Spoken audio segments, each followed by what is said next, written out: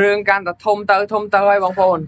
នៅក្នុងគណៈនេះមានការបញ្ជាក់ពីប្រទេសគុយវ៉ែតបាននិយាយថាយន្តហោះចម្បាំងអាមេរិកចំនួន4ទៅ5គ្រឿងបានធ្លាក់នៅព្រឹកថ្ងៃច័ន្ទទី2ខែមិនិនាឆ្នាំ2026នេះតែម្ដងបងប្អូនហើយយ៉ាងណាមិញខាងសារព័ត៌មានរបស់ជីនស៊ិនហួរ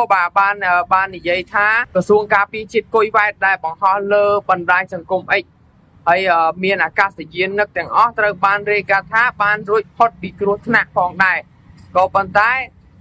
ត្រូវបានបញ្ជូនទៅមន្ទីរពេទ្យបាត់ហើយក៏ប៉ុន្តែអត់មានរបួសអីទេបងប្អូនហើយក្រសួងការពារជាតិរបស់គុយវ៉ែតហ្នឹងมันបានបញ្ជាក់ទីតាំងច្បាស់លាស់ទេថាធ្លាក់នៅទីណាចំនួនពិតនៃយន្តហោះដែលធ្លាក់ហ្នឹងគឺប៉ុន្មានអត់បញ្ជាក់តតែសពបងប្អូនអត់បានបញ្ជាក់ទីកន្លែងនៃការធ្លាក់ទេដឹងតែត្រឹមថា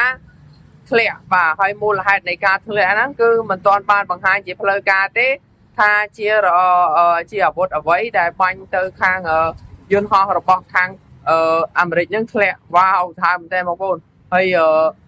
ព័ត៌មាននេះវាកាន់តែធំទៅហើយរឿងកាន់តែធំទៅហើយបាទហើយខាងភាគីគុយវ៉ែតហ្នឹងកំពុងតែសម្របសម្រួលជាមួយសម្ព័ន្ធមិត្តអាមេរិកនឹងបន្តការស៊ើបអង្កេតលើអបតវហេតុនេះផងដែរបាទហើយហេតុការណ៍នេះកើតឡើងស្របពេលដែលស្ថានភាពសន្តិសុខនៅមជ្ឈមបូព៌ាមានការតានតឹងយ៉ាងខ្លាំងមែនទែនបាទវ៉ាវបងប្អូនហ្នឹងហើយបងប្អូនសូមជួយ share មួយបាទព័ត៌មាននេះគឺថ្មីមែនទែនបាទ